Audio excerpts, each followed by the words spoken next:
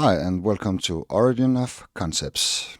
In this episode, I'll walk you through the origin of the Loch Ness water beast from Scottish folklore. The Loch Ness Monster, or Nessie, is commonly described as a large, long-necked water creature with one or more humps, resembling a prehistoric plesiosaur. You know, the dinosaur looks like this picture up here. And sightings often depict a dark-colored or grayish-brown animal with a small head and a horse-like feature or horse-like features. Though descriptions range from a single hump to a serpentine form. The most famous myth originates from Christian self-glorification. In Adamnan's account, The Life of Columba, which describes the adventure of an Irish monk, Saint Columba, rescuing one of his followers from the water beast. And yeah, you know, there's a lot of myth and descriptions of the Loch Ness water beast. But the most famous is, of course, the Christian version, so to speak. But we'll look at this on the run. And as usual, when we bump into mystical folklores and drama, it's time to take a look at the Milky Way Center. So let's do it. So, let's start with the long neck and the small head in a big round body. And you know, the neck can be either, you know, a neck like on the picture here, like the dinosaur, but actually is often described as a serpentine, you know, like this. And this is, of course, the neck is, of course, the striped shadow here. And the head is this little shadow here at the end here. So it is a small head, but you know, when you look up at the Milky Way Center in reality, it's huge. It's, you know, this image you are watching at here basically fills the entire horizon. It's enormous. So it's not so small in that perspective. And then we, of course, got the big round body, and this is, of course, the entire shadow here arching over the disk in the Milky Way Center. So here we have got the basic form of the Loch Ness Monster. But there's more, because sometimes it's described as having paddles or fins. And of course, you know, it has fins on both sides here, because that's the, they just talk about the outlines of the dark shadows in the Milky Way Center. So here we got the fins. And the color is always a gray, brownish to black colors. And that's the colors of the Milky Way Center. So here you got the Nessie monster. And let's try to see if we can back up these claims a little more. Because when it swims, it make a wake, and the wake is, of course, the striped shadow here in the water. And then there's a lot of myths describing it as a horse, a water horse. And let me show you the water horse. Let me try to read up here. Descriptions often included a head compared to a horse, sorry. And is, you know, mentioned as the water horse. So let me give you the head of the horse, because the head of the horse is the silvery shadow here. This is the head of the horse with the eye here. And some witnesses reported a mane or a ridge on the back, interpret as a horse-like mane. Sure, of course, because that's the striped shadow here. And early folklore depicted the creature as a beautiful dark horse, often with a shaggy coat or skin. And yeah, here we basically got the horse. There's also another horse in the Milky Way Center, but I think this is the horse they are talking about. We could do it like this. The water horse. And the shaggy coat is, of course, the striped shadow again here. No doubt about that. And other reports describe the creature's skin as having a texture similar to a well-groomed horse. In some legends, the creature also had hooves. And the well-groomed horse is, of course, the well-groomed striped shadow here again. And then we got the hooves, and there's two kind of hooves in the Milky Way Center. The first hoof is the print of the hooves, which is basically just the striped shadows here. That's the footprint of the hooves. But the hooves can also be those here. They are also the hooves sometimes. So you decide. It could be both. I can give you an example in Pegasus, the winged horse from Greek mythology. The entire Milky Way is the footstep from the horse, and where it steps, a well springs, which is the Milky Way Center. Okay, back on the track to the Scottish water horse here and the Ness Monster.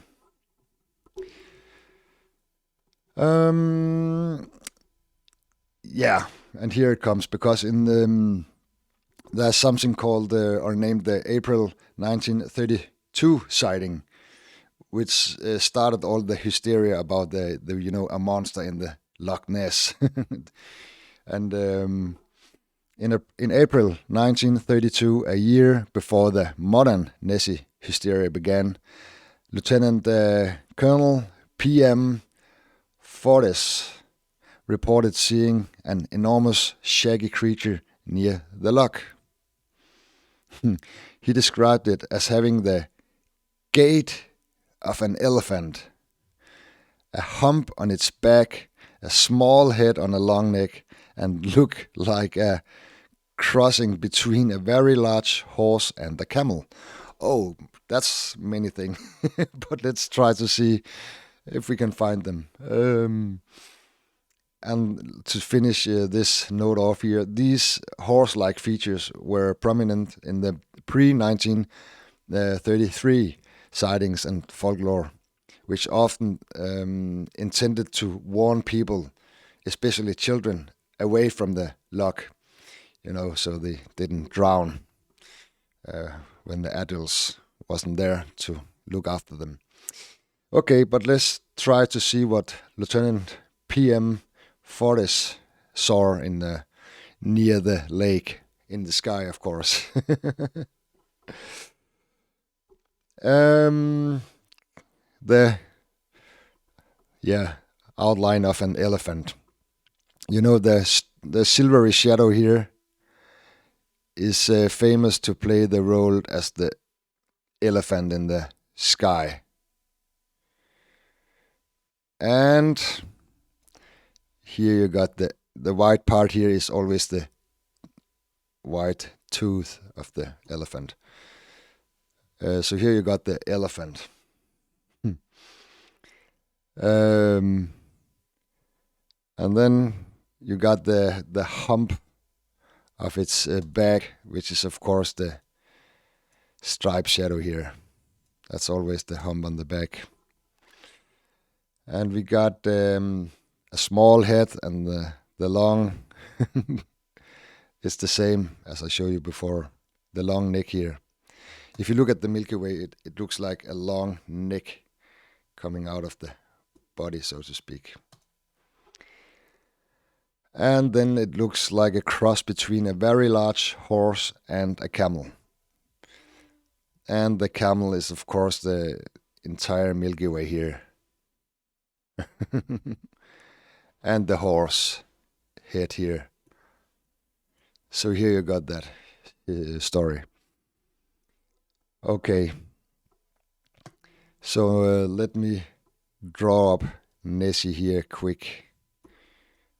Just while I go through some... I'll go through the name Ness, just to catch where all, where it all comes from. Loch Ness is named after the River Ness, which flows from the northeastern end of the loch. The name Ness derives from an old Celtic word meaning roaring one or crushing one. And this is, of course, the striped shadow here.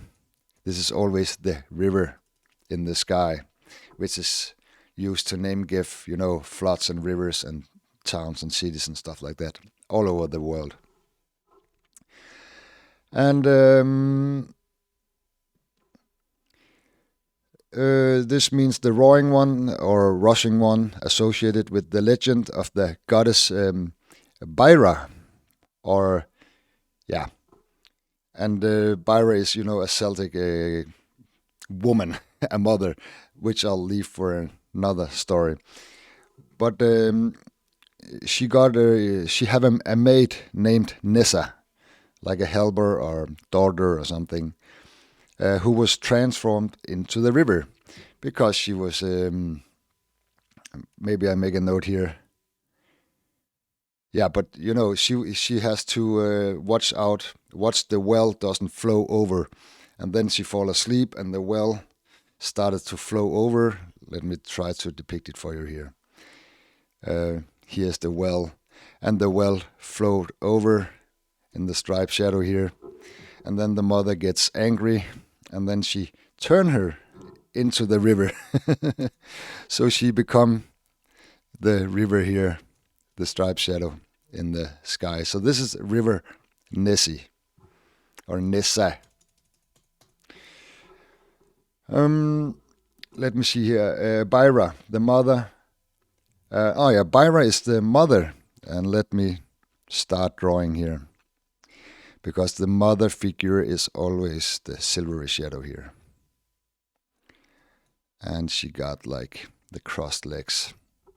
And the mother is standing with a scythe, and the scythe is, of course, the striped shadow here, because that's the crescent, the silver crescent, the blade of the scythe. So you see standing with the scythe. And Ness is, of course, her daughter or her little helper, as I just said, is also the striped shadow, just the stripes here. The water, the river. And, this mother, every year she make a harvest contest, because she's associated with the harvest in the Scottish land. And she always wins, so she cut off the legs of all the where it is here. Yeah, so she, the farmers, she cut off the legs of the farmers, and this is, of course, the legs of the farmers, which is also the river leading to the Loch Ness, the River Ness. And just to finish it off, let me make her side again. So she cuts off the legs of the farmers in this contest every year. Okay, let's go back to the Loch Ness myth, because the most famous story is that about the monk Columba. And let me read here and I'll draw on the run. The myth originates from Adamnan's account, The Life of Columba, which described an Irish monk, Saint Columba, who together with his followers in the vast end of Scotland, and let me stop here because the vast end of Scotland is the Milky Way center, the most northern, so to speak. And all his followers is, of course, the striped shadow here. So now he and his followers is in the in the vast end of Scotland. And they come across some locals, and this is also the local people there they are meeting, who were burying a man by the river Ness. And this is the earth pile, and the man is, of course, the disc here, and the striped shadow. This is always the man in the Milky Way. So they were about to bury this man. And they relate that the man, let me draw him again here, sorry, that the man was swimming in the river Ness. This is the lake, and the river is the striped shadow here. When he was attacked by a water monster. Yes, and the water monster is, of course, here. You decide. So here's the water monster, which mauled him and dragged him underwater. And of course, he's dragged under the water. This is the water up here. So he's dragged underwater, this man.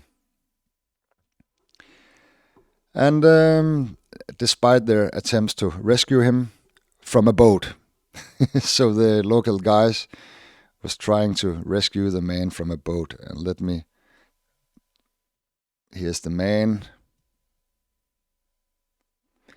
And at the same time, the man is also the boat, because the striped shadow is the crescent in the Milky Way center.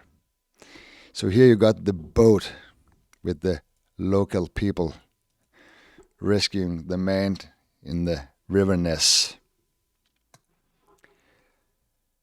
Columba sent one of his followers, also the disc in the striped shadow, to the across the river, where the monster approached him. But Columba made the sign of the cross. Yeah, and the sign of the cross is, of course, the shadows here crossing the disc in the Milky Way center. This is also the sword. So he makes the cross. And he said, "Go no further. Do not touch the man. Go back." And the monster stopped, as it has been held back by ropes. And of course, the monster is held back by the ropes of the striped shadow here in the cross, And the locals thank Columba for his miracle. Yeah, what a miracle. Not to be eaten by the sweet Nessie in the sky.